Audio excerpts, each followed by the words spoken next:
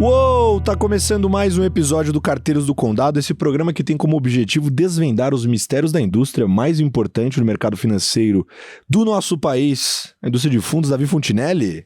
Tudo bem, Colazo? Como você tá? Muito bem, tudo certo. E você? Tô bem.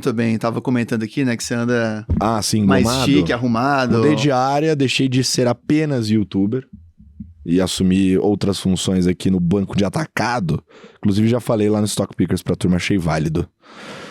Guilherme Anversa. E aí? Como é que estão as coisas? Tudo bom?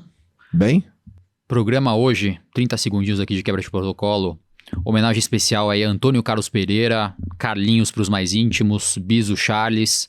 Por motivos da vida não podemos estar juntos aí numa despedida, mas acho que tô fazendo o papel dele, uma pessoa aí que sempre me ajudou em comunicação com as pessoas, então tô fazendo esse programa aqui em homenagem a ele. Vai surpreender a gente assim logo de cara, velho? Caralho, pô, esse especial. tipo de coisa tinha que ser alinhada antes, programa né? especial. Pra eu não ficar nervoso, mas animal. É isso aí. Fica então a homenagem. Bom, temos muita coisa pra falar hoje. Ô, Davi Fontinelli, explica pra galera de casa o que a gente vai falar. O que a gente pensou pra hoje, tá, pessoal? É um ano que tem sido muito difícil para ativos de risco, seja para classes ativos prefixados, de inflação e fundos multimercados, fundos de ações. Então, naturalmente, existe muita aversão que surge para essas classes de risco, em especial os multimercados, né? Que a gente já comentamos bastante aqui, né? Que foi o primeiro semestre de 2024, foi um dos piores da história dos multimercados, mais especificamente foi o segundo pior desde a crise de 2008. Né? O pior foi lá 2008.2, esse foi o segundo pior.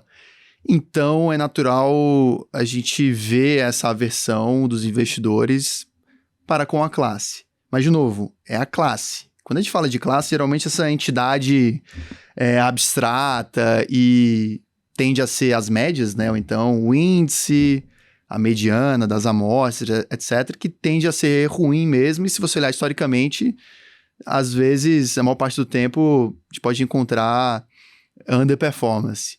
E o fato é o seguinte, o nosso trabalho aqui é selecionar gestores e existem bons exemplos esse ano que estão rendendo acima do CDI, por exemplo. Então, o programa hoje vai ser explorar esse conjunto de gestores, basicamente são 6 gestores que a gente mapeou aqui para falar mais a respeito. Quem são, o que fizeram de diferente, porque eu acho que vale destacar essas estratégias de multimercado em um ano tão difícil para os multimercados, para ativos de risco de maneira geral. Então, essa é uma parte do programa e também falar do mercado de crédito, né? A gente tem explorado bastante esse assunto nos últimos dessa programas. vez a gente vai aprofundar num que a gente não aprofundou, né? Exatamente, uma classe que tem sido esquecida, Sim. digamos assim, a do crédito high yield, que é uma classe muito importante para a composição de portfólio, mas que os investidores têm, vou dizer, ignorado até então em função dos bons retornos que tem tido a classe dos créditos mais conservadores, que a gente chama de crédito high grade. Tudo isso somado dos comentários de cartas e os nossos comentários aqui, o de vocês inteligentes e o meu burro pra caramba. Vamos pro nosso primeiro slide, Nando Lima? Bom, acho que vale só introduzir então a questão do nosso radar de fundos, o que aconteceu no mês de setembro.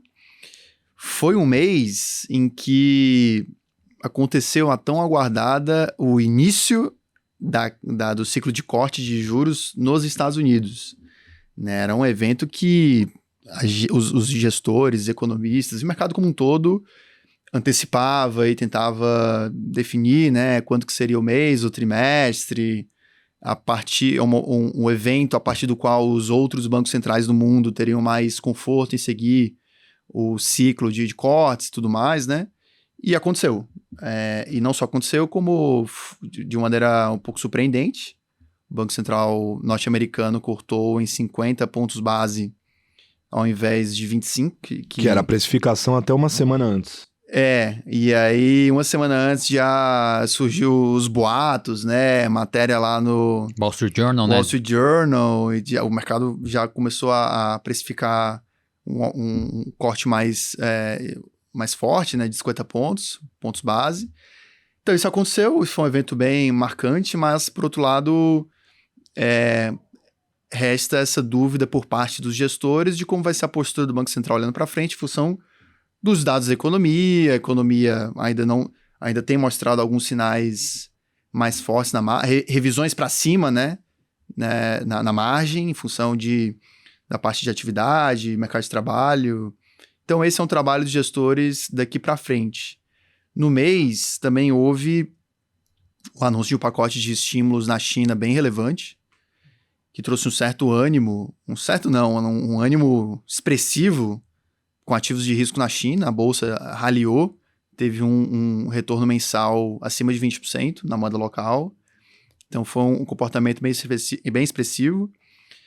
E falando de Brasil, o Brasil caminhou no sentido oposto, né? Então, no mês, o Banco Central brasileiro subiu a taxa básica de juros em 25 pontos base. Então, foi um mês que, além do aumento de juros, houve muita volatilidade quanto a discussões fiscais, em função das medidas anunciadas pelo governo para contornar as restrições impostas pelo arcabouço fiscal e as medidas parafiscais, né?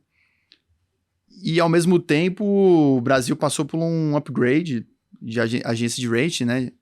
De uma maneira, vou chamar de contra-intuitiva, pelo menos na ótica dos gestores. Isso aconteceu e está todo mundo cético, né? Quanto à situação fiscal do país. Isso traz muita volatilidade para os ativos de risco locais e deterioração, né? Então, o dólar até se apreciou, se depreciou. O real se apreciou contra o dólar, mas a bolsa caiu, os juros subiram, então é um quadro ainda muito difícil para ativos de risco no Brasil. Quando a gente traduz isso nas classes, até falando aqui do nosso slide, né, as diferentes classes da indústria de fundos, então foi um mês em que as classes pós-fixadas, em conjunto com os multimercado macro, renderam acima do CDI. Isto é, os fundos de infraestrutura atrelados ao CDI, os fundos de crédito high yield, high grade, os fundos macro, que são esses que a gente vai até comentar mais a respeito, né, que estão navegando bem na janela do ano, e por fim os fundos de crédito liquidez, os fundos mais conservadores, que já andaram bastante ao longo do ano, foram os fundos que no mês de setembro renderam acima do CDI. Ao passo que a indústria ampla dos multimercados, né, o grupo mais amplo, rendeu um pouco abaixo, os fundos quantitativos também. Os fundos de infraestrutura, de debêntures incentivadas, atrelados ao IPCA por conta do aumento dos juros reais ao longo do mês, foram impactados negativamente. Os fundos long short também, parte em função da queda da bolsa, sofreram. E aí, por fim, os fundos de bolsa, seja long bias e long only, caíram em linha com o índice Bovespa, né? Então foi um mês negativo para a bolsa, na sequência de um mês bem forte, né? Que foi o mês de agosto. Na janela de 12 meses é parecido, com a diferença de que menos grupos batem o CDI, apenas os fundos de crédito, seja de infraestrutura, crédito high yield, high grade, e por fim de liquidez, né? O Ibovespa um pouquinho acima do CDI, 2 pontos percentuais, e o resto dos grupos abaixo do CDI na janela de 12 meses, né? Então, ainda é um cenário... Isso na média da amostra, tá? Valores médios, é um cenário que o CDI e as classes pós-fixadas como um todo são as que mais rendem. Um mês bem emblemático, né? Se a gente fosse se tivesse capacidade de prever o futuro e um mês atrás falar assim, ciclo de corte de juros, melhora de rating, estímulo em China, a gente fala, poxa, vai ser bom para o Brasil vai conseguir acompanhar. E na prática o que a gente viu foi um rally dos ativos globais e a Bolsa, IMAB, todos os títulos de risco performando muito mal no mês de setembro. Vamos falar sobre isso, mas de certa forma esse trade Bull Mundo, Bear Brasil funcionou muito na carteira dos fundos multimercados, né, que começaram a pegar bem essa piora de expectativas, especialmente no quadro fiscal do país. Boa. Nando Algodão Pima, próximo. E esse tema do crédito que a gente comentou aqui, eu queria até destacar o gráfico da Arx, que é um gráfico bem interessante, que eles mostram a evolução dos prêmios de crédito, as taxas dos ativos em excesso ao CDI, mas com a quebra por rating. Então a gente observa como que evoluíram os preços, as taxas, na verdade, mas com a quebra conforme o risco de crédito. A gente observa que até 2021 era tudo meio parecido ali, né? Então o gráfico, as linhas estão muito próximas. A partir de 22, que começou a deterioração, né? O juro alto por mais tempo, ali nas máximas. Os ativos de crédito com o menor nível de risco, o maior nível de risco, né? O menor rating ali no single A, os ativos começaram a ter a deterioração das taxas. E aí, de repente, no início de 23, tem essa alta brusca, né? Que marca o evento de Americanas e Light. E essa recuperação é que ela começa a nos mostrar uma dispersão maior, né, em que os ativos mais conservadores, que a Arx chama de AAA defensivo, basicamente as empresas do setor de utilities, com fluxo de caixa mais previsível, as que têm, de fato, o risco de crédito mais baixo da amostra inteira, são os ativos que se recuperaram mais rapidamente, que inclusive hoje estão com essas taxas no nível... os prêmios abaixo de 1%. É o que os gestores falam, que está num patamar que está até abaixo tá nos lows históricos e que, em alguns casos, até não paga a taxa de administração dos fundos. Então, se o fundo cobra 0,40%, 0,60% e digamos 0,60% e uma debênture paga 0,50%, o gestor está detraindo retorno do fundo ao comprar essa debênture, ou seja, se ele comprasse só esse ativo, a contribuição desse ativo líquido para o cotista é de CDI menos 0,10, por exemplo.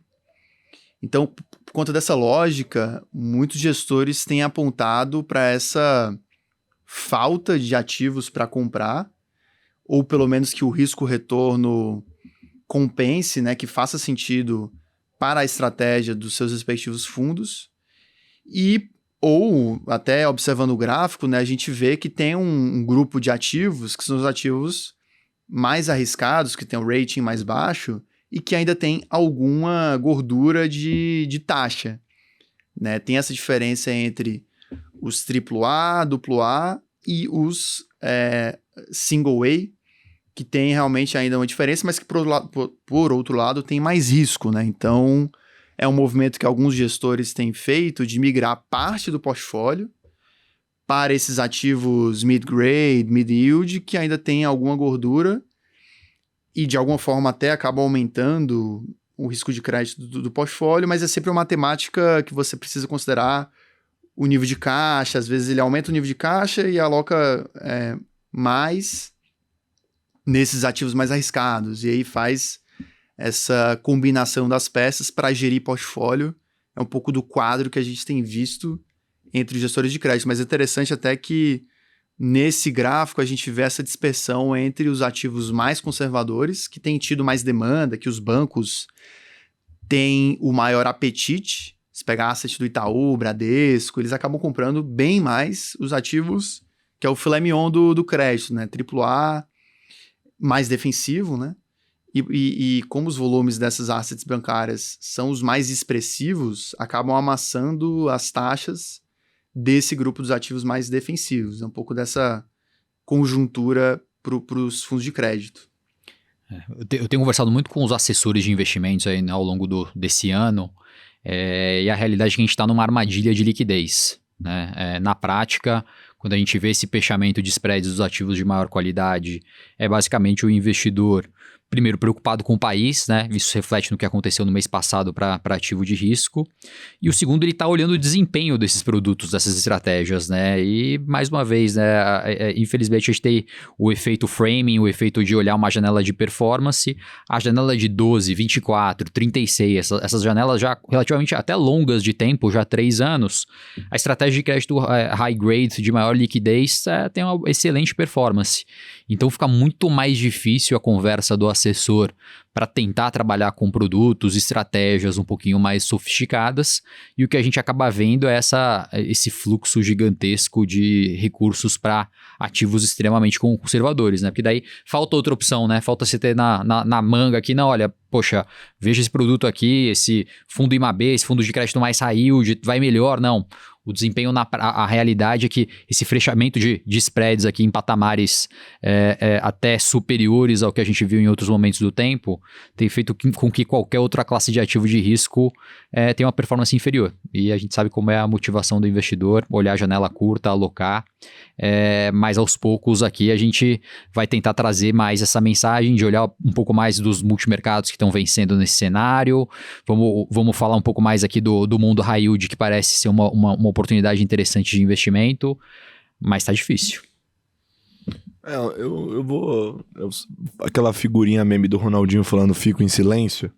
Eu vou ficar em silêncio porque senão a galera vai começar a falar que eu sou alarmista em crédito, etc. Mas corroboro com a sua visão, Anversa. Acho que o mercado de crédito não está tão interessante, tão atrativo, e tem gerado algumas distorções interessantes, né? Porque acho que aqui a turma quebrou por rating, eu não sei exatamente o que tem aqui de blend, né?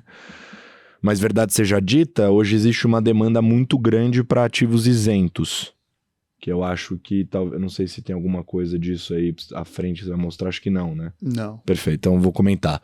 Uma demanda muito grande por ativos isentos. E as ofertas a gente tem acompanhado e visto que tem sido feito um esforço grande de CDI+, mas ainda em volume existe, com certeza, um pedaço relevante disso que é IPCA+. E essas ofertas de IPCA+, como acho que você mostrou... Se quiser voltar um slide, Nando, por favor. Ali, ó, renda fixa infra CDI, que é a melhor performance, né? Que são dos fundos redeados. Então, assim, o emissor, muitas vezes, ele vai fazer o hedge. Então, quando a empresa vai emitir, ela pode escolher fazer o hedge. Por que ela faz o hedge? Porque, às vezes, ela emite no IPCA+, por questões de demanda, mas não era o indexador que ela gostaria. E aí ela vai procurar redear e trocar esse indexador por um CDI+. Os fundos de crédito hedge, né, que fazem a proteção da carteira para CDI+, eles incorporam ativos de IPCA+, e também fazem esse hedge em cima dessa carteira. E algumas tesourarias de banco também que encarteram esses ativos também vão procurar esse hedge. E o hedge é basicamente vender a NTNB ou tomar o DAP, que na prática é a mesma coisa, porque quando a empresa, né, quando se toma o DAP, para você fazer o delta ali na mesa, eles vão vender a B, de qualquer jeito. Então, existe uma venda de título público atrelado à inflação. Então, se você acompanhar o comportamento do título público atrelado à inflação, existe uma pressão que tem empurrado o preço desses ativos e por isso a gente vê as taxas abrindo sempre, e existe uma dicotomia de comportamento entre os demais títulos públicos. Você comparar o IPCA+, com o pré, você vai observar que existe uma dicotomia no comportamento, né? E esse fluxo vai continuar enquanto houver captação. E eu escrevi uma carta que vai sair, uma coluna que vai sair falando mais em detalhes sobre isso, né? O juro nominal alto, né? Ou seja, a Selic maior e aumentando, combinada com a isenção de imposto, que é algo que todos os brasileiros gostam, não é exclusividade do investidor individual, pessoa física, e todo mundo bate nele, né? Fala, o investidor individual... Não, cara, o cliente alta renda também acha legal ter isenção de imposto. Todo mundo no Brasil é cultural, né? O tributo é alto, você quer procurar essas isenções. Só que a isenção, ela cria essa maquiagem, né? Junto com o juro nominal alto. Então, o spread de crédito, que é o prêmio que você recebe, né? Eu, emissor, deveria falar, Davi, em vez de você comprar o título público, compra o meu título de dívida aqui, porque eu vou te pagar um pouco mais. E aí você fala, vou topar. O que acaba acontecendo nesses cenários é que ou não existe esse prêmio, e em alguns casos, a gente vê até prêmio negativo. Ou seja, a NTNB equivalente está tomando um pênalti. Não é que eu tô te pagando, eu tô te dando um pênalti para você emprestar o dinheiro para mim, com a desculpa da isenção de imposto. Eu acho que o investidor, pessoa física, pessoa jurídica, qualquer um, deveria saber dessa informação para saber balizar a sua tomada de decisão, uma vez que a gente vai falar do high yield agora. É isso. Se a gente pegar o relativo, né, da mesma forma que o Davi apresentou do não isento, se a gente pegar os ativos isentos e pegar os títulos de melhor qualidade, a média deles negocia sem prêmio em relação à NTNB. Na média, você está comprando uma B, com isenção de imposto. É isso, só que aí vem aquela história do gross up, né? Ou seja, se você levar em consideração o imposto no título, sua remuneração fica menor. Só que para efeito de preço, se houver alguma movimentação de preço, em algum momento nessa indústria, você vai acabar sofrendo porque você está comprando um ativo que não tem prêmio. É basicamente isso. Se o prêmio abre, seu ativo vale menos. Então é importante o investidor prestar atenção nisso. Novamente, a classe é muito boa. No contexto de diversificação faz sentido. Gestores diligentes fazem um trabalho muito bom de seleção, estão acompanhando esse fator. Muitos deles, inclusive, estão fechando seus fundos por conta disso. Tem várias casas aí que anunciaram fechamento de maneira deliberada, foram lá e fecharam seus fundos, mesmo com a captação vindo, justamente para se proteger e focar em rentabilizar o patrimônio que já está lá, mas é importante que o investidor tenha essa noção e observe esse ponto, porque é um ponto bem relevante. Pode seguir em diante, Até né? aumentando caixa, né? Além de fechar, quem tá aberto tá aumentando caixa. Então, assim, a mensagem é uma mensagem menos alarmista a respeito de crédito privado, mas assim, não esperem o mesmo retorno que você viu nos últimos 12, 24 meses para essa classe de ativo. Essa carta aqui da Root é muito legal. Aliás, parabéns pela carta, porque tem muita gente comentando sobre. A turma do Root é muito bacana, gosto muito deles. Pode falar. Olhando aqui no slide, é um gráfico que eles trazem, que a Root traz em sua carta trimestral, que saiu recentemente, e mostra esse quadro do ano de 2024, né, aqui no final do gráfico, do número de pedidos de recuperação judicial quase nas máximas históricas. A série tem início em 2012, né, então desde o início da série, o all-time high de pedidos de recuperação judicial tinha sido em 2016, no ápice ali da crise econômica do governo da Dilma, e até agosto de 2024, onde o dado mais recente, a gente está quase batendo, já é o segundo, né, o maior dado aqui da série, e se continuar nesse ritmo até o final do ano, a gente bateria o máximo da série. Então é bem emblemático, porque em termos de patamar de juro, é até similar, a gente passou por um período em que foi similar ao que era lá no 14,25 do governo Dilma. Agora, a atividade econômica, pelo menos nos últimos 2 anos, tá bem mais saudável, né? Tá no campo positivo. E lá atrás, despencou, foi uma crise grave, né? E ainda assim a gente está vendo esse quadro no mercado de crédito local. E o que eles batem na tecla na carta deles é o fato de que os bancos estão expandindo a carteira de crédito no Brasil, a concessão de crédito está aumentando, mas num patamar em que o número de pedidos de recuperação judicial tá em alta e a taxa de juro praticada também está em nível alto historicamente. Então isso exige muita cautela. Ou seja, se o juro ele espreme o tomador de crédito e você expande a sua carteira com um juro muito alto num ambiente onde está todo mundo quebrando, isso é perigoso. Exatamente.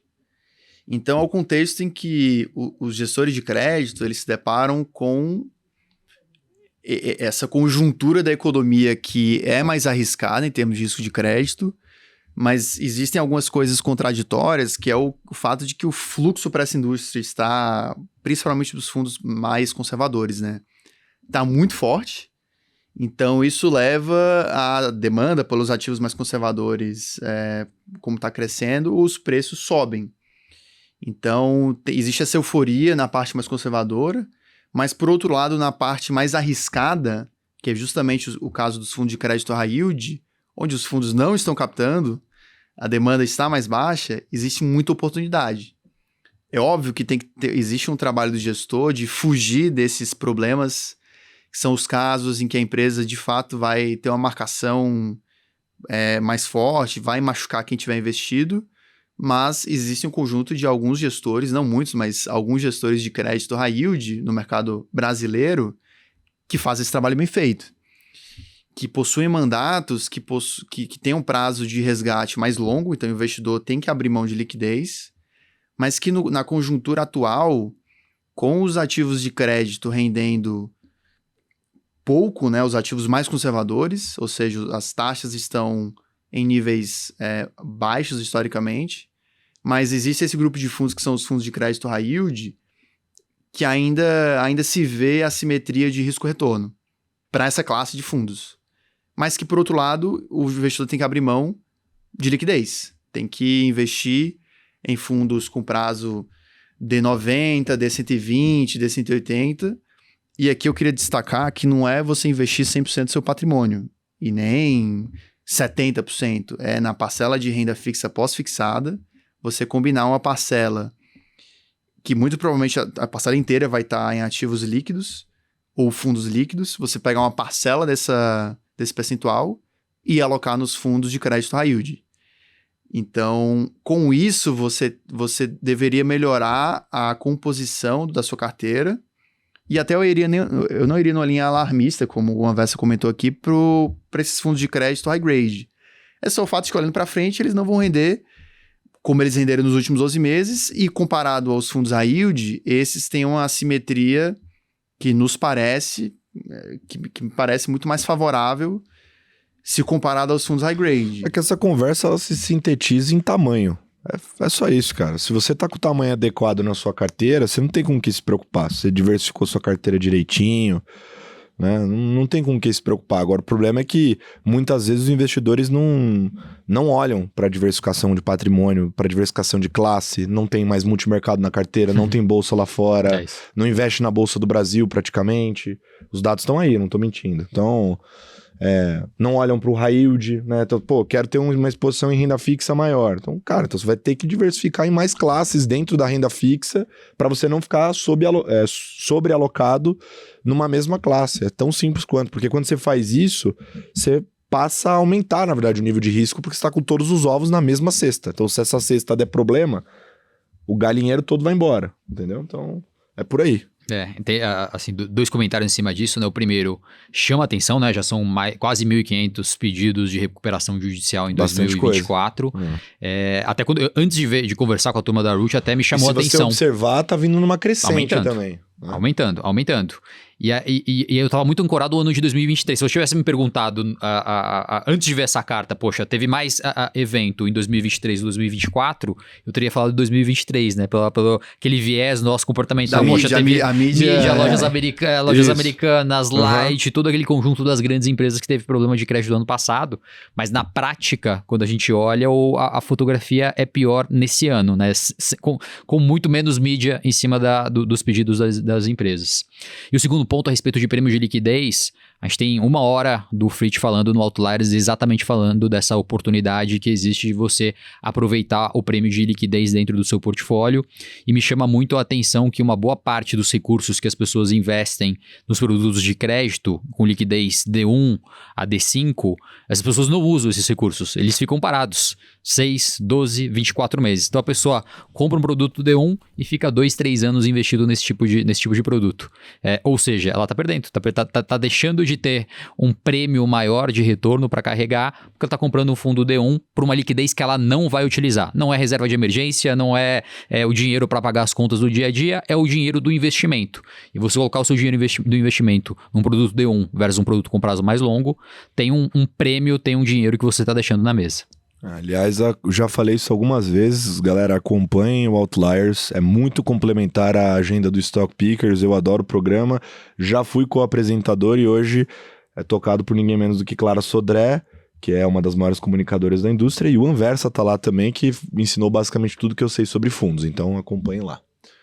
Mais slides aqui, vai fazer? Só para fechar o comentário da carta da Root, né? O tema da carta, eles chamam de a falácia da superdiversificação. Acho que vale mencionar aqui. E até usam o slogan ali do nem 8, nem 80, que é o ponto ótimo da diversificação no que eles descrevem na carta, né? Que é basicamente o fato de que na indústria de crédito, tá interessante esse detalhe, diferente do mundo de ações em que muitas vezes, na maioria dos casos, a magnitude das perdas, ela pode mais do que ser compensada pela magnitude dos ganhos. Pensando na carteira de X ações, Se você tem 2, 3 que perdem, que detraem valor, isso mais do que pode ser compensado pelas demais ações do seu portfólio. Em crédito não é assim. O teu ganho está limitado pelo quanto que você contratou na compra. Tudo bem que você pode até capturar um fechamento das taxas, né? A queda das taxas, mas é muito limitado o upside, o quanto que você tem de ganho. E para perder, pode variar entre 50% que você pagou até 100% no limite. Porque no Brasil a recuperação dos créditos ela tende a ser bem mais baixa do que nos Estados Unidos, por exemplo. É complexo e vai demorar um ano. O número, a média é 60% de recuperação no mundo, aqui no Brasil é 20% do que você... É muito mais baixo. Assim, e demora. E pior do que Vietnã, Argentina, tem várias outras economias que a recuperação de crédito é muito melhor que a do Brasil. Então, Dados do Banco Central, tá? Tudo isso para dizer que os gestores diversificam em função dessa natureza da classe de ativo. Por outro lado, quando o gestor cresce, existe a demanda de você não concentrar muito em determinados ativos, porque se você tiver 300 milhões investidos em uma debênture XPTO, às vezes você não consegue sair. É como se fosse o balanço de um banco, você dá o crédito para aquela empresa e fica lá até vencer a dívida. Então, por causa dessa característica de alguns produtos, é natural que você diversifique bastante. E o que eles argumentam na carta é essa falácia da superdiversificação, que a partir do momento em que você diversifica além de um certo ponto ótimo, digamos assim, você está alocando em riscos de crédito que não são o que você gostaria de ter se você tivesse um portfólio de um tamanho mais enxuto, digamos assim. Que você foi, de certo modo, forçado a alocar em ativos que não possuem a mesma simetria de risco-retorno como aquele portfólio inicial, que é o que eles comentam na carta, que veem na indústria acontecendo para alguns casos, né? Então, no caso deles, eles defendem a diversificação, mas até certo ponto, porque no Brasilzão que a gente vive não tem uma oferta enorme, gigantesca de bons ativos de crédito, né? Então, é um pouco do quadro do mercado que a gente vê na indústria local. É que eu fico com muita vontade de fazer uns comentários um pouco mais... Eu não vou me segurar, vai. O compromisso do Stock Pickers é levar a informação que não chega mesmo, então... É isso. Nós gostamos da sua acidez. Eu vou trazer ela sempre. Você não vai isso pra plantar mim é um o sinal caos, não, péssimo, né? Você não vai plantar o caos. Não vou plantar o caos, mas assim, se você contrata um gestor para fazer gestão de recursos e ele começa a hiperdiversificar a carteira, pulverizar demais a carteira, né? Porque, como você falou, ele não pode ficar muito concentrado num mesmo ativo e aí ele decide hiperdiversificar. Ele tá decidindo hiperdiversificar porque ele quer continuar captando. Então, o foco dele deixa de ser geração de alfa, que é o trabalho dele, e vira taxa de administração. Então, assim, você como investidor tem que saber isso também. Porque, aliás, ou você não sabe, aí você contrata o Anversa e o Davi por meio dos fundos selections na plataforma e eles vão fazer a seleção de ativos para vocês. Mas é isso, assim, um fundo que faz isso, ele tá deixando de se preocupar com a alfa e tá priorizando a captação. Ele tá vendo que a indústria tá com muita demanda, ele quer deixar a porteira aberta para ficar entrando dinheiro e ele ganhar dinheiro com essa taxa de administração que não é bacana, né? Então... é importante acompanhar isso mesmo, e é um dado, e muito provavelmente foi por isso que a Ruth colocou na carta, né? Mas é um dado importante se acompanhar. Tem mais coisa? Com isso a gente encerra a sessão de crédito. Vamos falar... Ainda bem. Falar de multimercado? Vamos. Mudou o assunto. Aquela pergunta que nós mais recebemos nos corredores aqui, né? E esses multimercados? E várias interrogações. Vamos responder essa pergunta aí. Eu paro para pensar assim, um portfólio qualquer de um cliente, ele vai ter, para a grande maioria dos casos, a maior parte em renda fixa pós-fixada, mas vai ter também inflação, vai ter também pré-fixado, emissões quaisquer, um pouco de bolsa, possivelmente, multimercados para os que sobraram, também deveria ter alguma coisa. E quando a gente olha o mercado local esse ano, o índice dos títulos públicos atrelados à inflação MAB está no 0 a 0, quase a depender do vencimento está no campo negativo, os vencimentos mais longos. Os títulos prefixados, o índice do IRFM também abaixo do CDI, e a bolsa no campo negativo. Então a gente olha assim, para a maioria das classes da carteira do cliente, está numa situação bem difícil. Mas tem multimercados que estão rendendo acima do CDI. Que são esses caras, porque você mudou os nomes. E até para explicar o slide que a gente montou, a gente selecionou uma amostra específica dos nomes que você comentou. Visivelmente. Que é o caso dos multimercados, que na nossa amostra estão acima do CDI. Só reforçando aqui, não é uma lista exaustiva. Existem mais multimercados que estão acima, não muitos, mas existem. A gente fez uma coletânea para abordar aqui no programa. São esses 6, Adam, Bahia, Itaú, Janeiro, JGP, Capital e SPX. E até para comentar o primeiro ponto, que é esse posicionamento mais amplo da amostra, é um quadro que, num ano em que os ativos de risco, os betas, vão mal, se o gestor está comprado, digamos assim, long nos ativos de risco, comprado no beta, ele tende a ir mal. Então, o valor que um fundo multimercado gera, principalmente nesses momentos, primeiro, poderia ser o timing, ou seja, você tá comprado quando o ativo tá indo bem e sair quando ele tá mal, mas outra abordagem é ele vender os ativos de risco.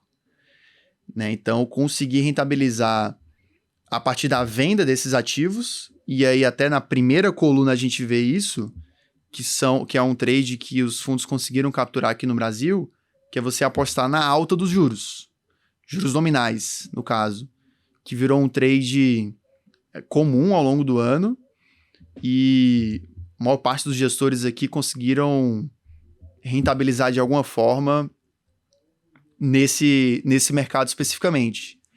Uma outra forma que os gestores agregam valor para a carteira é operando classes que os fundos, que na verdade que os investidores aqui no Brasil, os investidores em geral, não conseguem acessar, que são os mercados internacionais.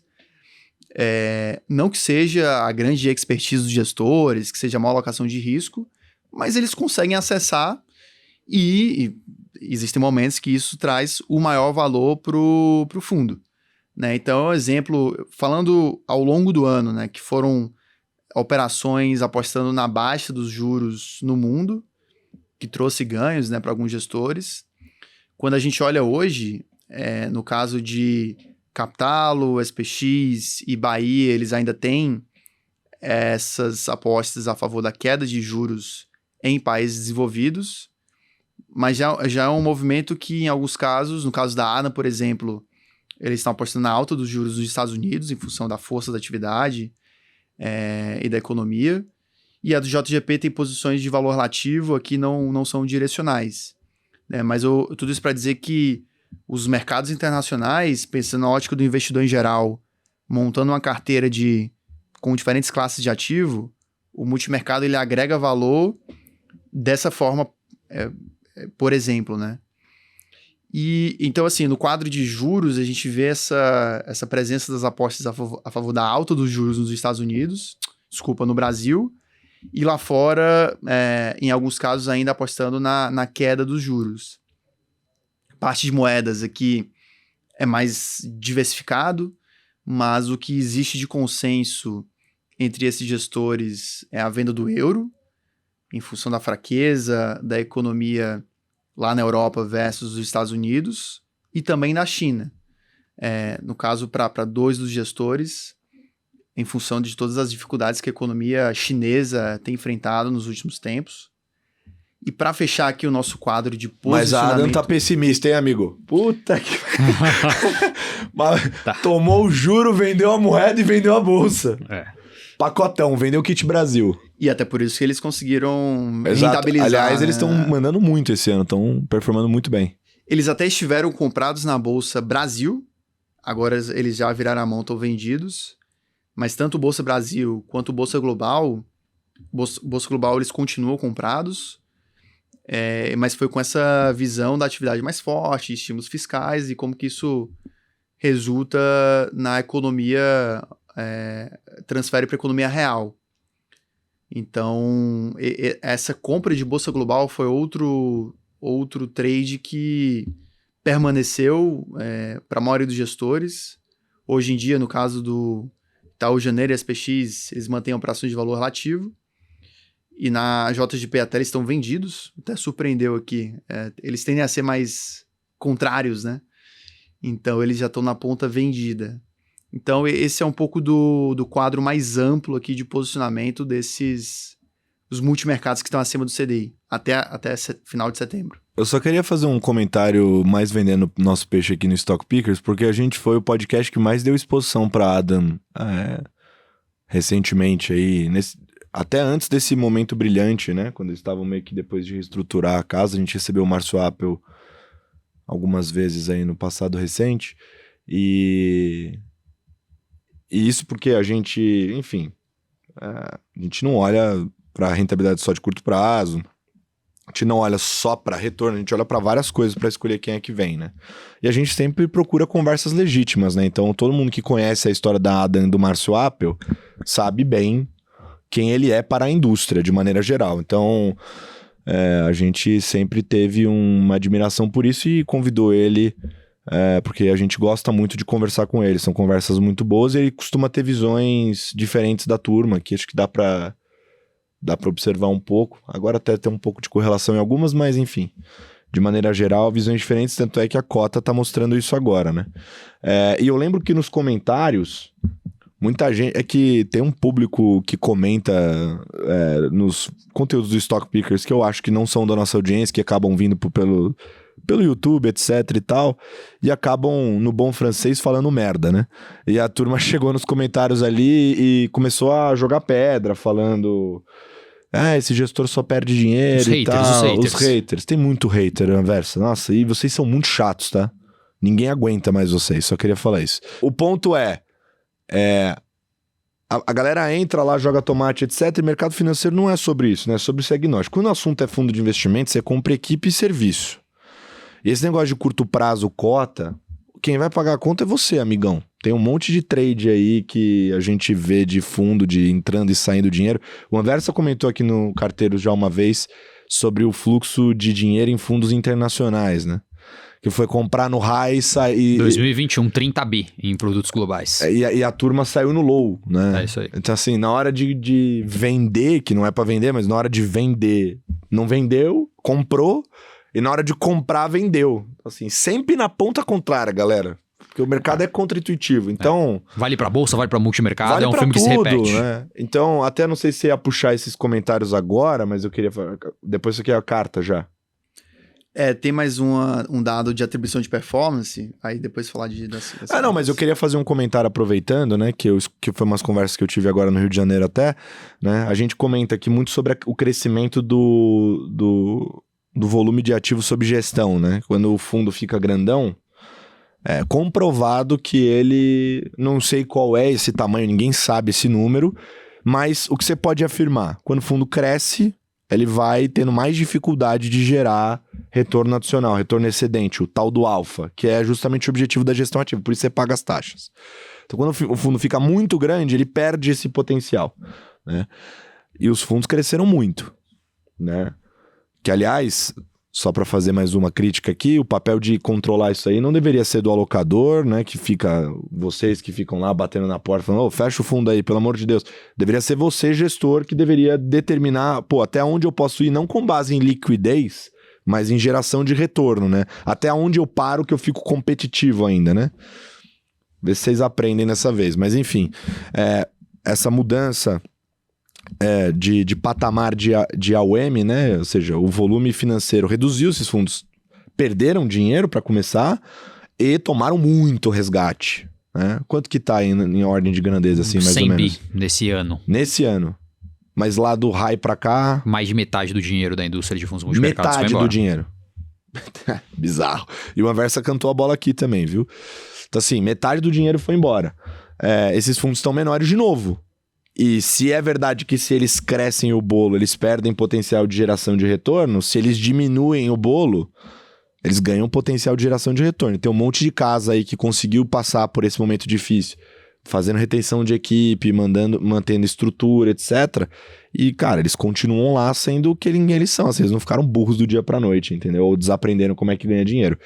Então, acho que vale esse comentário de que a perspectiva pra classe, do ponto de vista de fundamento, é positiva também por isso. E eu penso que a performance desse grupo aqui, outros que estão indo bem, ajuda a desvendar aí pelo menos 2 mitos, tá?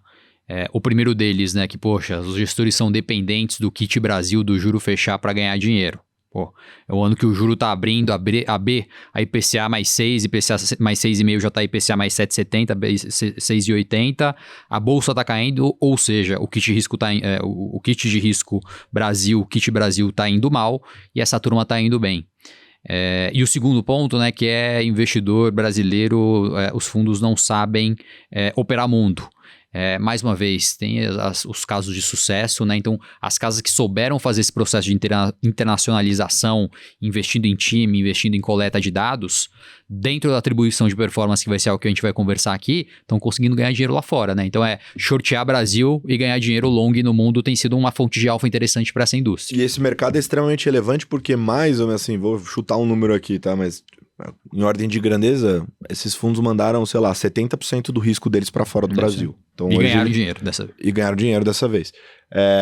E parece que é uma normal, até por níveis de liquidez aqui e tal.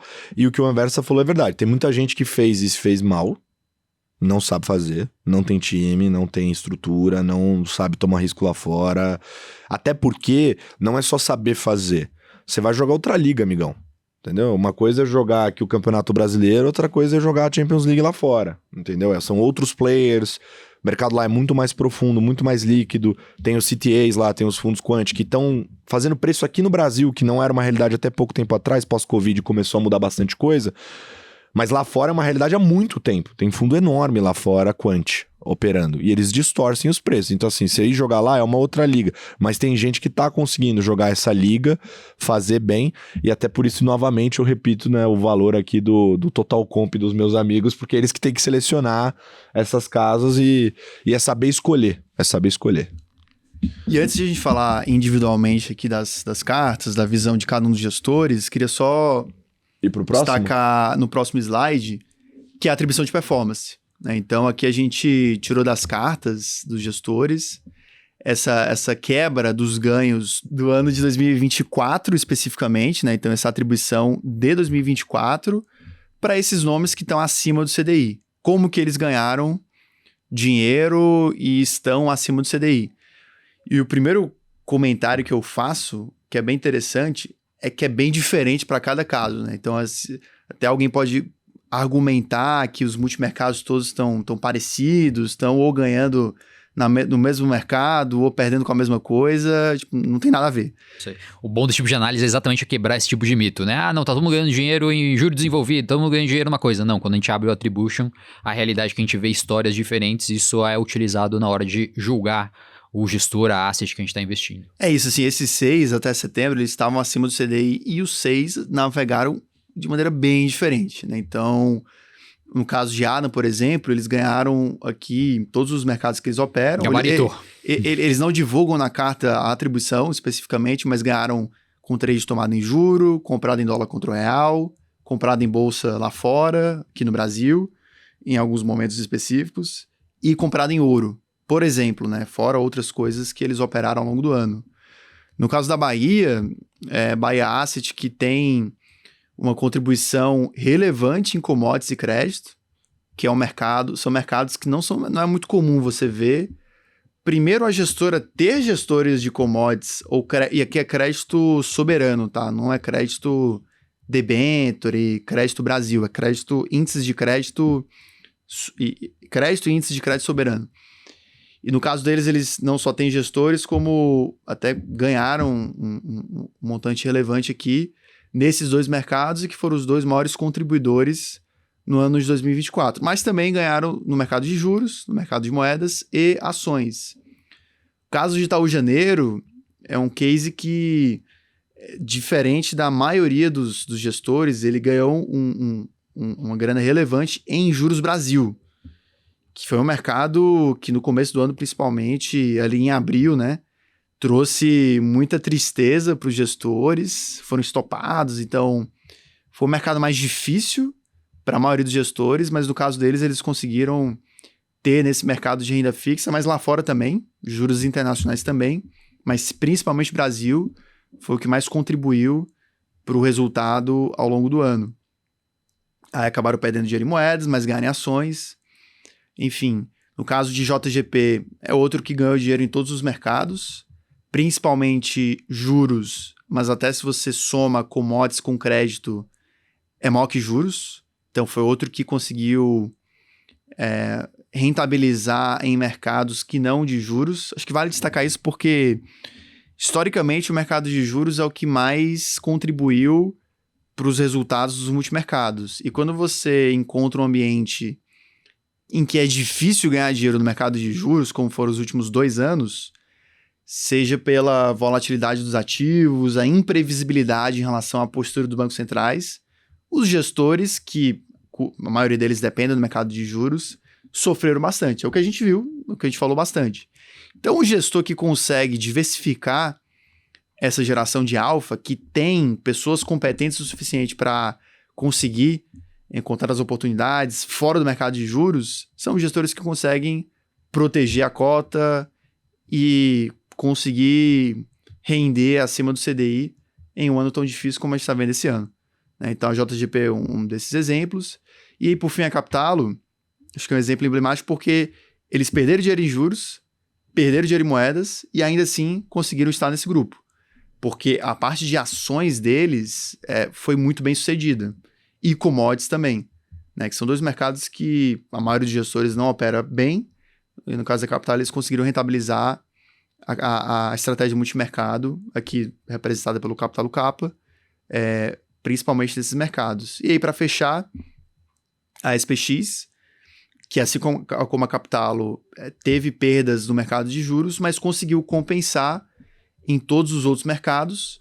Parte de moedas, a SPX sempre foi muito bem sucedida, um dos poucos, né, que consegue ganhar dinheiro de maneira consistente no mercado de moedas, mas também em ações, commodities e crédito soberano, uma contribuição relevante aqui para a SPX. Por quê? Porque eles têm um gestor competente, que consegue operar isso e que não é todo mundo que consegue ter essa pessoa para operar esses mercados, eu vou chamar de diferentes, né? Que não de juros e até de moedas, né?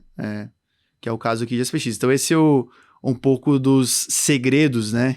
Digamos assim, para esses nomes que conseguiram rentabilizar as carteiras acima do CDI.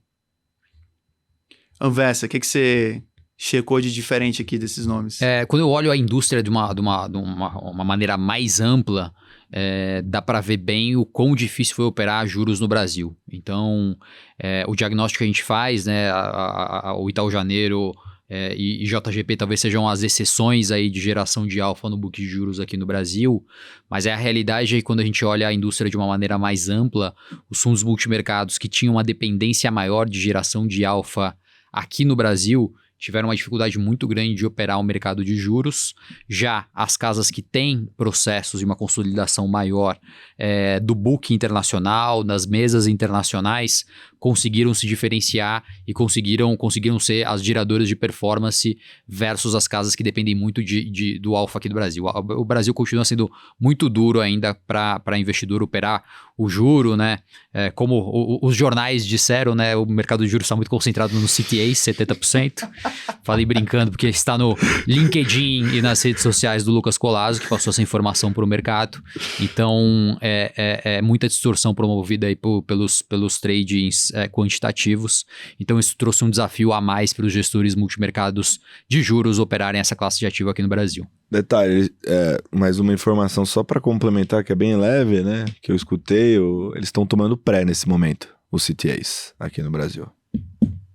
Só queria soltar essa. O que é até bom, porque os fundos já estão posicionados. Já estão tomados, né? Exato. Mas esse assunto é bem legal de ser falado, né? O que o Anversa tá brincando aqui é porque a gente escreveu Fui fazer uma bateria de reuniões no Rio de Janeiro com algumas gestoras lá, e um dos papos mais legais que a gente teve foi comentar desse fato aí, desses fundos estrangeiros, quant, que estão distorcendo o mercado brasileiro. Por quê? Porque antes o foco deles para país emergente era a China, mas por mudanças na própria China, onde basicamente a turminha lá chegou e falou, aqui vocês não operam mais, não pode mais fazer short, não pode fazer, né? Basicamente expulsou esses caras. Na hora de mudar ali e adicionar geografias emergentes para operar, uma coisa que é muito importante para um fundo, mais ainda para um fundo quant, é a liquidez. E não é todo emergente que é líquido, né? E o Brasil é um dos emergentes mais líquidos que você consegue operar, tem profundidade, inclusive o mercado DI é um deles, a moeda também. Né? A gente historicamente sempre foi utilizado até para financiamento, né? Então o nosso mercado tem profundidade para isso. E esses fundos passaram a operar mais Brasil e tem tornado a vida dos gestores mais difícil. Principalmente para aqueles que são mais fundamentalistas, que têm um comportamento de carregar as suas posições. E um desses gestores que eu conversei, que é de uma casa bem relevante, que tem um respeito muito grande no mercado, muitos anos de experiência, mais de 30 anos como gestor, ele estava conversando comigo e ele disse... falou, cara, eu tive que adicionar na minha componente de análise aqui do time, além de olhar para macro, que a gente já olha, além de olhar para os preços, desenvolver as teses, etc., a gente também olha hoje para os sinais que a gente acompanha desses CTAs aqui, para a gente entender em que ponta da história eles estão posicionados. E se você tiver com o cenário macro apontando para uma direção, e o CTA numa posição que favorece essa sua leitura de fundamento, é para ir grande. Acelera, né? Acelera os movimentos. É para você ir grande numa posição aqui, porque você tá numa posição de vantagem. Ô Lucas Collazo, só para abrir o parênteses aqui, esse termo que é muito utilizado no mercado financeiro, CTA, seria os fundos quantitativos. Isso. Que é o termo usado pelos gringos, né? Isso. Para se referir aos fundos quantitativos. Exatamente, né? Então... Não é muito intuitivo, porque significa Commodity Trading Advisors, mas... É isso aí. Não é intuitivo, Mas são os robozinhos gringos que ficam operando no mercado. Aí eles estão operando no Brasil, nesses mercados, e isso muda a dinâmica. E aí eu perguntei pra ele, né? Eu falei, você que é um cara que tem histórico de ser mais fundamentalista, né? O que isso na prática muda pra você, né? No dia a dia, você... tá precisando ser um pouco mais tático? Ele falou, cara, não necessariamente mais tático, mas eu preciso ficar mais esperto, preciso estar mais em cima da posição, preciso estar acompanhando os sinais desses robôs, porque, cara, se esse negócio vira, vai machucar minha cota, se machuca a cota, dificulta o carrego pro meu cotista. Então, essa é a leitura. Cartas? Bora. Vamos começar com a casa que está completando um ano de histórico de fundo, né? Então o Itaú Janeiro divulgou a sua carta de um ano, um time formado pelo Bruno Serra, que até passou pela tesouraria do Itaú BBA no passado, foi diretor de política monetária do Banco Central aqui no Brasil entre 2019 e 2023. No ano passado ele deixou o Banco Central, esperou o período ali de 6 meses que você não pode ir para o mercado, e montou o Itaú Janeiro, que já é uma dessas novas casas que tem se destacado no mercado de fundos multimercados, né? E até antes de entrar na carta, eu acho que esse movimento que o Bruno Serra fez há um ano atrás bem emblemático do que está acontecendo na indústria, né? Por 2 motivos, né? O primeiro é que no ano passado, se a gente voltar a um ano atrás, e é uma realidade que continua... tá muito difícil você montar uma asset nova, né? Pouco apetite do investidor para se dar, para alocar dinheiro em assets, em boutiques de investimentos. E o segundo ponto, né, é um gestor que quis focar na mesa, né? Tem todos os desafios quando você monta uma gestora independente, desafios empresariais. A decisão dele de montar o Janeiro vai muito numa consequência, numa linha de deixar toda a parte operacional, marketing, comercial com o Banco Itaú, né? Então esse privilégio do gestor de buscar uma grande instituição financeira para acoplar a sua gestão de multimercados, né? Então, entendo que essa é uma dinâmica que deve permanecer ainda por um tempo na indústria, entendendo que ainda é um período que a gente vai passar por uma demanda ainda baixa para a indústria de fundos multimercados, né? Em outros tempos seria uma estratégia que estaria super demandada, existe demanda para a estratégia, mas ela não é tão aquecida, né, como a gente viveu em outros tempos, que essas casas que estavam começando performavam bem. E o que é interessante, daí aí quando a gente olhou a atribuição de performance, né, um ganho muito relevante da posição em juros aqui do Brasil. Quando ele começou o fundo, ele já tinha uma visão meio destoante a respeito do ambiente de juros aqui no Brasil, foi um dos primeiros a acreditar que o Banco Central iria fazer um ciclo menor de corte de juros e que eventualmente seria necessário subir a taxa de juros antes do processo de mudança no Banco Central para gerar um choque de credibilidade no próximo mandato.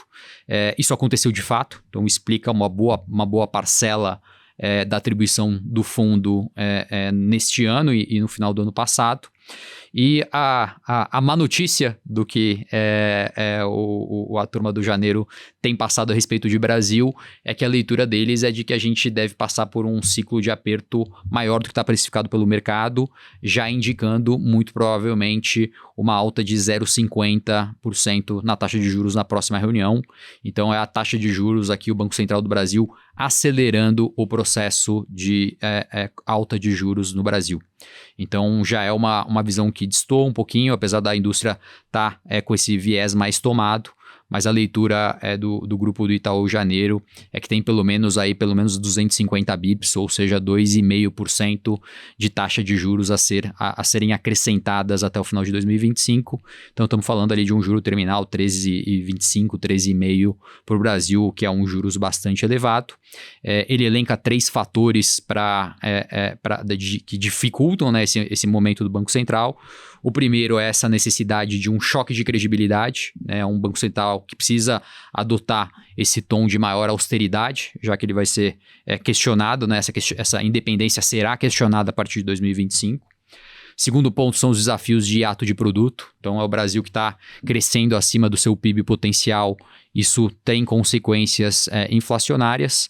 E o terceiro ponto é a resolução do quadro fiscal, né? Enquanto a gente não tiver uma diretriz clara para fiscal, teremos ainda essa pressão nas expectativas de inflação futura. Então, é uma casa que acertou bem os juros no Brasil e tem adotado essa visão de juros mais altos aqui na nossa economia. Então, teve feito até um play aqui de comprar dólar, de comprar inflação implícita, de apostar na alta dos juros mais longo. Então, é uma leitura de juros mais altos dentro do portfólio.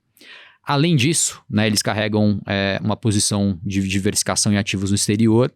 É um case também que também ainda não virou consenso, mas é uma leitura de que a Europa já está se encaminhando para um processo de desinflação a gente vai voltar a ver uma discussão de inflação e juros para um patamar do que a gente viu no pré-Covid. Então, juros mais baixos, uma economia que tem desafios de crescimento para o longo prazo.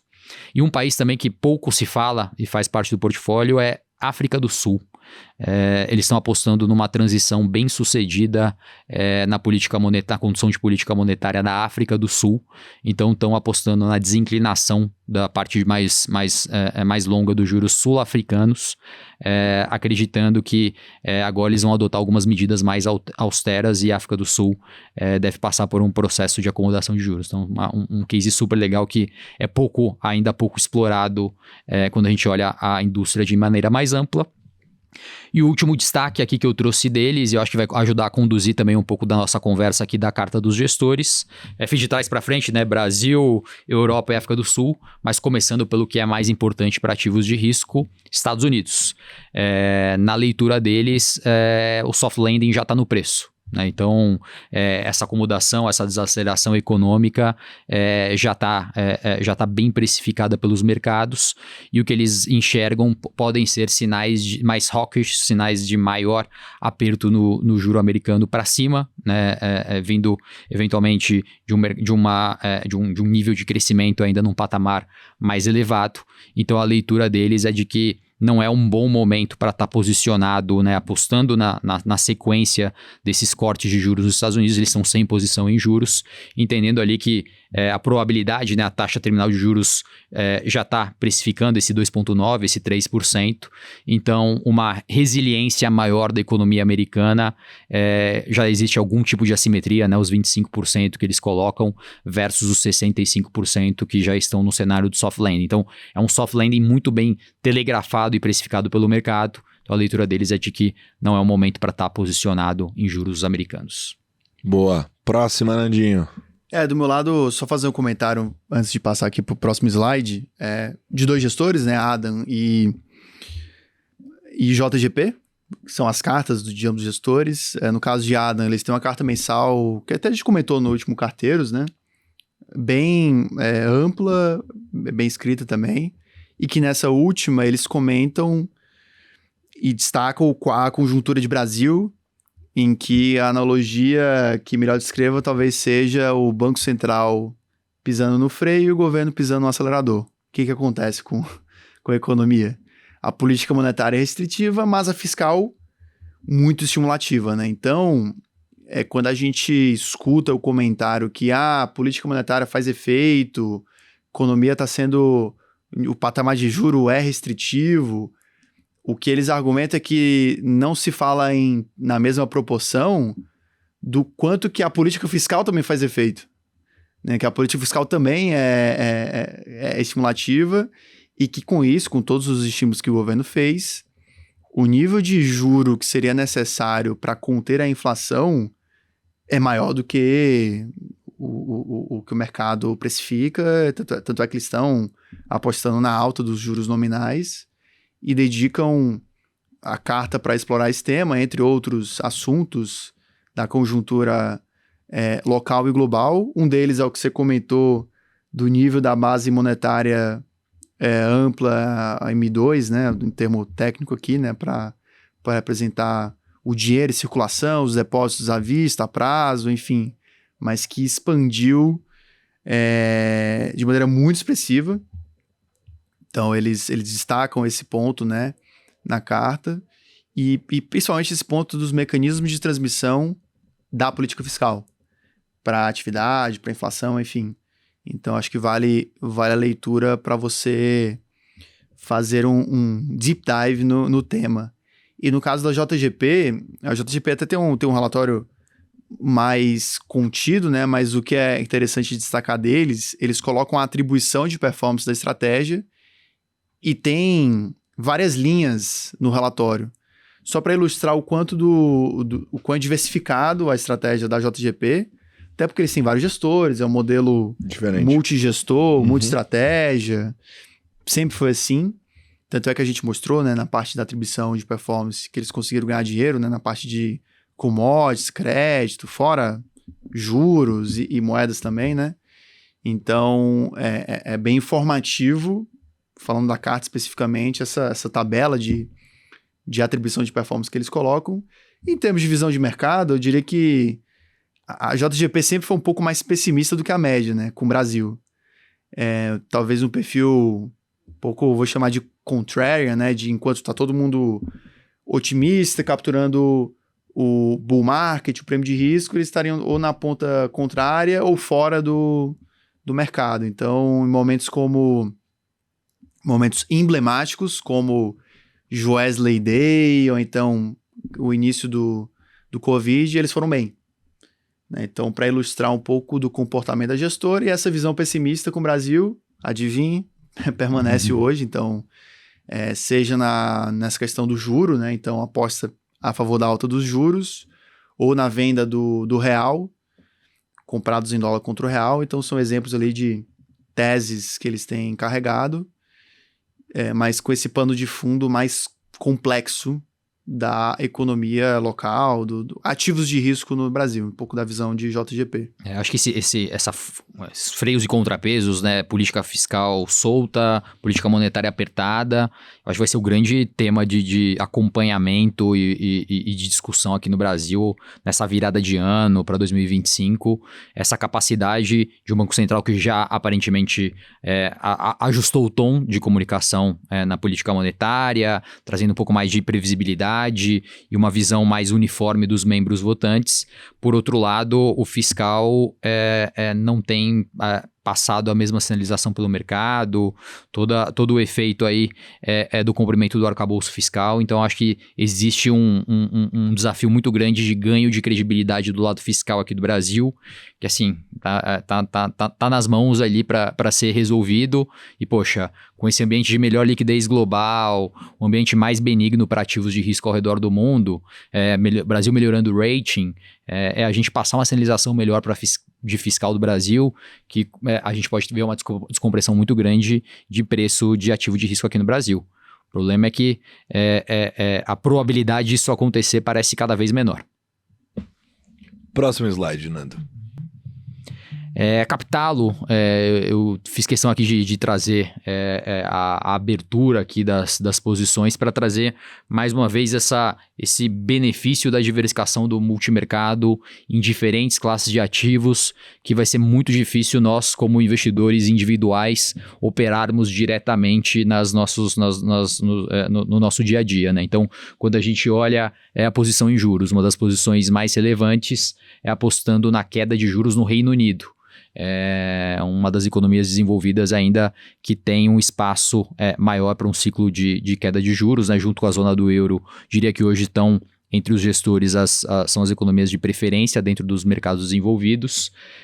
De moedas, né? Além da posição comprada em iene, lira turca e dólar canadense, poxa, tem posição comprada na moeda húngara, na rúpia indiana.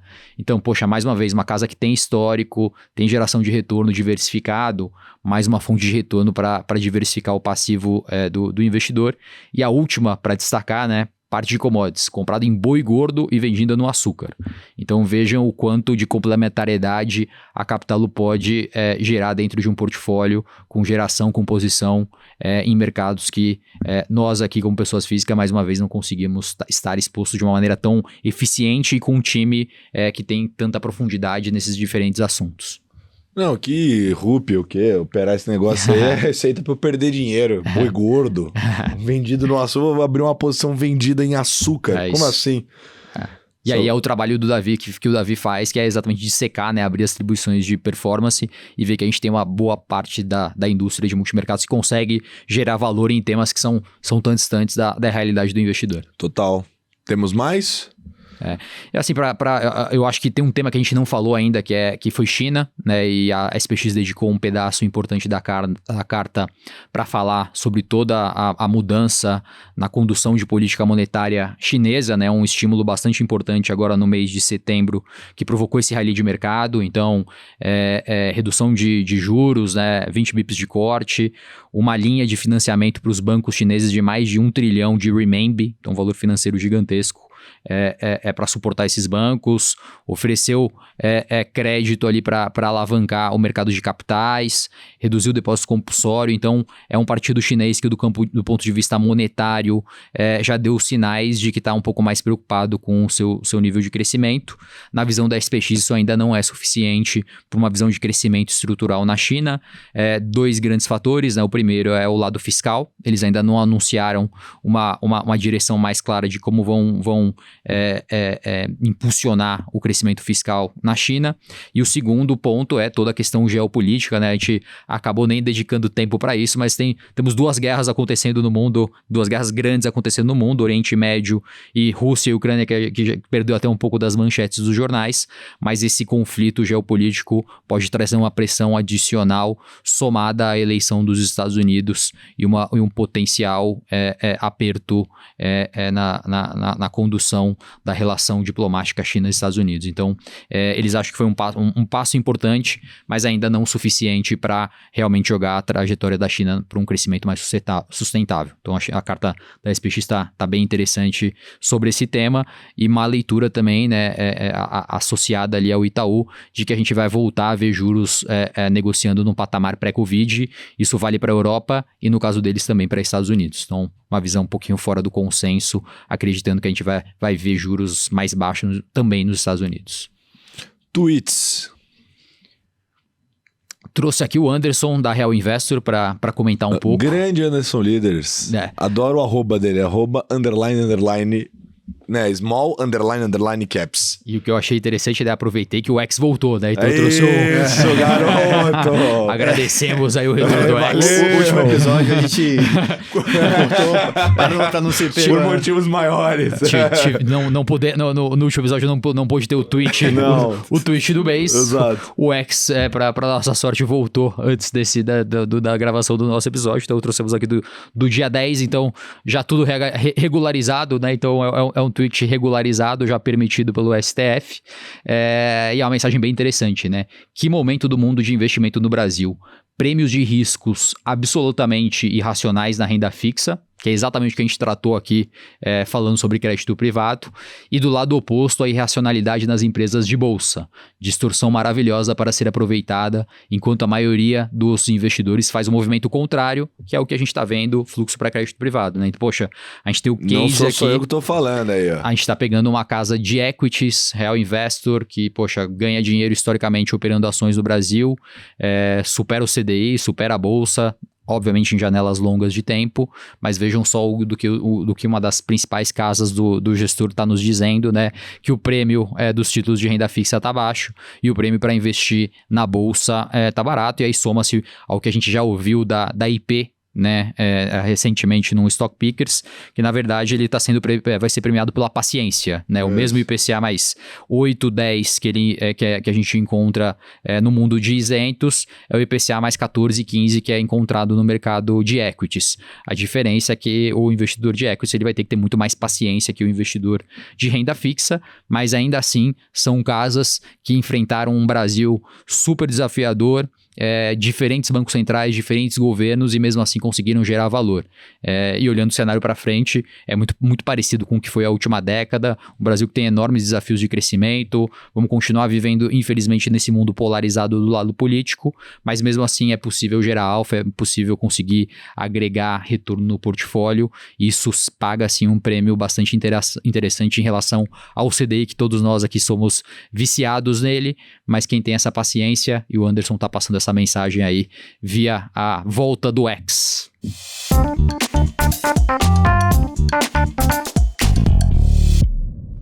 Dica cultural, Davi Fontinelli.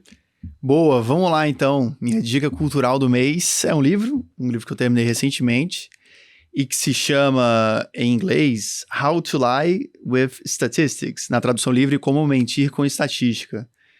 É um livro bem antigo, da década de 50, até descobri depois. E eu tenho uma hipótese de que quando o livro passa o teste do tempo, ele tem um conteúdo valioso, né? E basicamente é curioso, né? Porque o título você pensa assim, como mentir com estatística? Que coisa ética da... Tô até preocupado com os números que a gente viu aqui, Davi. Era verdade esses números que a gente chegou na tela? O intuito do livro justamente não é você utilizar as técnicas que ele descreve, mas justamente você reconhecer quando os outros as estão utilizando. Porque a gente vive inundado por números, né? Toda hora a gente vê, seja na mídia, na manchete, em estudos, e tem muitas nuances que ele aborda no livro e um certo ceticismo que você deveria ter sobre o que você está sendo informado. Então, eu vou dar um exemplo aqui mais básico, que é tipo, quando você joga um cara ou coroa 10 vezes e vê 8 caras, e você fala que a chance de você obter um cara num cara ou coroa é 80%. Exemplo mais básico aqui. Isso vale para algumas entrevistas, ou seja, é o conceito relacionado à significância da sua amostra. Esses são termos estatísticos, mas que no livro ele aborda de maneira muito prática no nosso dia a dia. E outro exemplo, assim, muito interessante que eu achei, né, que eu acho que vale falar aqui, é quando você está passando por uma entrevista. Aquela pessoa, ela faz parte de uma amostra. Então, tem uma amostragem nas pessoas que são selecionadas. Quem está entrevistando vai fazer um conjunto de perguntas. Tem uma amostragem daquelas perguntas entre todas as perguntas que poderiam ser feitas. E a pessoa que está respondendo tem uma amostragem daquele dia específico, daquele estado emocional, do que ela está pensando naquele dia, entre todos os dias que ela poderia ter respondido essa pesquisa. Então, assim, são várias coisas que estão por trás de um simples resultado de pesquisa, que pode variar por esses fatores que eu mencionei bastante. Então, é um livro curtinho, você lê rapidamente, mas que são conceitos muito úteis. O recado que fica é quem tá fazendo uma apresentação pro Davi, agora fica esperto que ele tá de olho aí na... Você vai mexer de dado aí, ele vai te questionar inteiro. É isso aí. Anversa. Tive a oportunidade de estar na Argentina levando o filhote lá para dar uma visitada em Buenos Aires e ver um pouquinho de neve. Fui no Malba Museu, onde está uma das principais obras brasileiras da Tarsila do Amaral. O Abapuru tá na Argentina, não tá no Brasil. Caramba. Então, dentro da minha recomendação cultural, Carteirinhos do Condado, existem 2 livros da Tarsilinha para crianças, Tarsilinha em cores e Tarsilinha em formas. Já havia, obviamente, lido pro Leozinho antes da viagem para a Argentina, então é uma outra experiência quando a criança já tem o contato num livrinho quando vai no museu, então vale a pena. Eu tenho medo do Leozinho, cara. Esse moleque, ele vai crescer... Ele vai ser tipo a pessoa mais inteligente do planeta. E o cara todo mês traz um negócio diferente que o moleque lê. O moleque tá lendo mais que eu, pô. Ferrou. Não, e a ideia é sempre o aspecto amplo, não, né? Não, é isso. O cara consome arte, matemática, biologia. Fudeu, cara vai ser um gênio. Vamos deixar aberto pra hora que ele quiser, ele escolhe, né? 2 anos e meio. Beleza. Beleza, 2 anos e meio, o moleque já é um gênio, já. Deve estar lá no computador, assim, programando com 2 anos e meio. Bizarro. Animal. A minha dica vai ser caseira. Esse episódio sai dia 20. Então, já publicamos o primeiro episódio da nova temporada do Stock Pickers. Que nós voltamos com os 2 pés no peito, como a gente gosta de falar aqui em São Paulo. E o primeiro episódio será com ninguém mais, ninguém menos do que João Landau. Sua estreia no Stock Pickers pela primeira vez, João Landau da Vista estará conosco. Ele que é um gestor muito diferente da indústria no estilo de operar, de investir. É bem verdade que, assim como toda a indústria multimercado, o passado recente de cotas, né, não tem sido agradável para esses gestores, mas é um pouco do que eu falei antes, né? Esses caras não ficaram burros e desaprenderam a ganhar dinheiro de uma hora para outra. E outra coisa, diga-se de passagem, esses movimentos dele mais pronunciados para baixo também eram para cima. Então é o estilo de gestão da casa, mas vista conosco na figura do João Landau, que na minha opinião é um dos melhores gestores da nova geração, da idade dele, né? Isso, e com opiniões fortíssimas sobre a condução fiscal do Brasil e sobre o urânio, né? Que é uma tese também que é relevante. Argentina. É isso aí. O cara gosta de Distressed, adora. Mas é isso. Então recomendo o episódio com o João Landau e fiquem de olho porque essa temporada vai estar bombástica. Estamos fazendo um esforço aqui em conjunto, que o time Stock Pickers é uma família. Tem, além de mim, Stetter Nando, tem também a Anversa, tem o Davi, tem todo o time aqui que trabalha com a gente que vai ajudar a trazer esses grandes nomes pra cá sempre. Então fiquem de olho que essa temporada tá bomba. Spoiler, vai ter um ex-ministro aí aparecendo. É isso. Chama ele. Chama ele. É isso, a gente vai ficando por aqui. Mês que vem tem mais carteiros. Fiquem de olho, acompanhem o Outliers, acompanhem a gente, acompanhem as redes sociais Stock Pickers. Um beijo. Tchau.